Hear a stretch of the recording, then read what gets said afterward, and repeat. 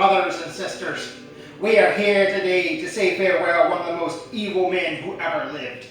A man whose corruption was marked on his flesh as well as his soul. A man that God marked with his sign before he was even born. A man whose corruption is well known, and his willingness to betray his own family, yea, even his own nephews, has been marked down in history. This evil man ruled England for 2 of the longest years in their entire history. And we are here to say farewell to this man as we consign him to hell. But we are also here to say farewell to a kind and loving man who died as family above all else and stood side by side with him as they fought against the great evils of their time. A man who was given care of his brother's children and did his best for them until they died, who stood before an army and fought valiantly as his own people in York did attest. And the one thing we should know about this good saintly man, and that pure source of evil that we're going to parry as well, they were the same guy.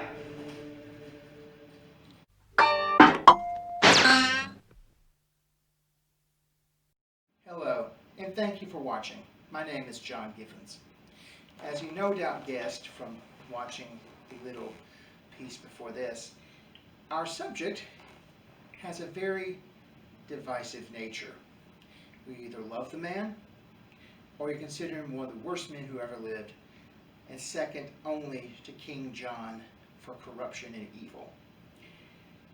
Well, I'm going to give you some basic facts about the man today, and I want you to decide for yourselves, was he really an evil king, or was he someone who has been branded with nothing but hate speech for 500 years? So, the basics of Richard III. Now, before we begin, I want you to understand that the certain names got reused a lot. Numerous people with the name of Richard, numerous people with the name of Henry, and numerous people with the name of Edward. So it might get just a little confusing, and if you're doing the research, I recommend keep a notepad handy just so you can keep track of everyone. It's daunting, to say the least. But back to our story. The future Richard III was born in 1452 to Richard, Duke of York.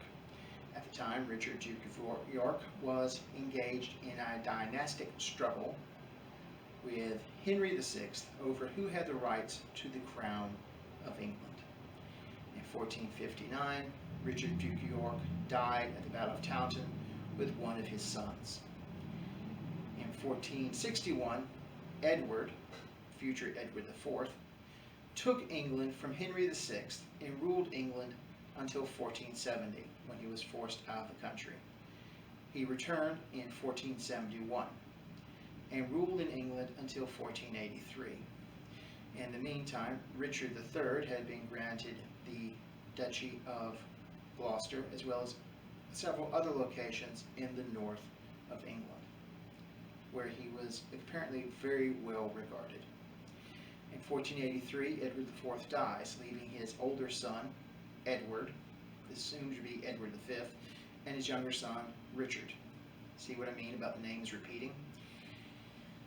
Shortly after this, Richard III was named as the protector of Edward's sons.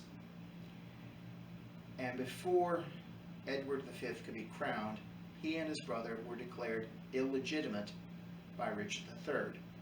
Now, his reasons for this vary depending on who you talk to. If you follow the path of Henry VII and those who supported him, it was because he wanted the throne. He wanted it above all else. And if you've watched the play Richard III and parts of the Henry VI cycle, that is the impression you get. To be honest, we really don't know why he did this. Now, at the time the boys were declared illegitimate, it was claimed that Edward IV had already been married to someone else at the time he married the boy's mother. Therefore, the children would be illegitimate. And there's even some rumor that Edward IV himself was illegitimate. That's really not clear, but those are the stories that have circulated.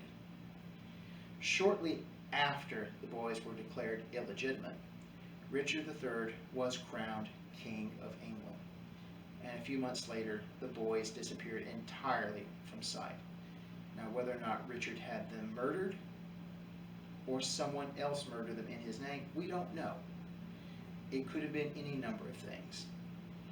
And my personal opinion is that the stories of their murder by Richard were created by Henry VII, because Henry VII himself had very little claim to the throne.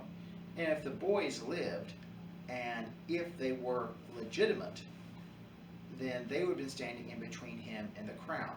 So he had just as much reason. However, I leave that up to you to decide. But in the end, the boys did disappear. In 1485, at the Battle of Bosworth Field, Richard faced Henry VII's troops, and he died. He was carried naked into the city of Leicester, left on public display in Greyfriars Church, and 3 days later, without any kind of pomp, buried in the choir. Now, this was actually a prestigious place. You didn't just bury anyone inside the church. But there you are. In the 1600s, the church was destroyed, and his resting place was lost. It wasn't until 2012 when the excavation of a parking lot in Leicester uncovered his body. In fact, they uncovered his body on practically the first day of the dig. After numerous tests, they determined that this was the body of Richard, and that he had severe scoliosis, which would have raised his right shoulder up a slightly bit. Now, of course, in Shakespeare, this slight rise becomes a hunched back. But, again, Henry had every reason to make him look as horrible and as evil as possible. In fact, even portraits of Richard were adjusted to make him look like a crooked back with a withered arm. And you see, I'm slightly raising my shoulder. I've been doing that for lines of dialogue that I recite from him, which you'll see in another piece. However, his body was lost. It was found in 2012 and given proper burial with full pomp and circumstance in Leicester Cathedral in 2015. Now the questions still remain. Was he an evil king? Was he a corrupt man? His own motto was on the importance of protecting your own family, which gives me even less reason to believe that he had his nephews murdered. But again, it's all conjecture. We don't know. So I recommend that you do the research. I have in the end of the video a list of 3 books, 2 by Dan Brown, 1 by Alison Weir. I have read that one. I found it a difficult read, and again, you need to find a way of keeping track of all this information because there's so much of it. And if nothing else, watch the Horrible Histories accounts of his life.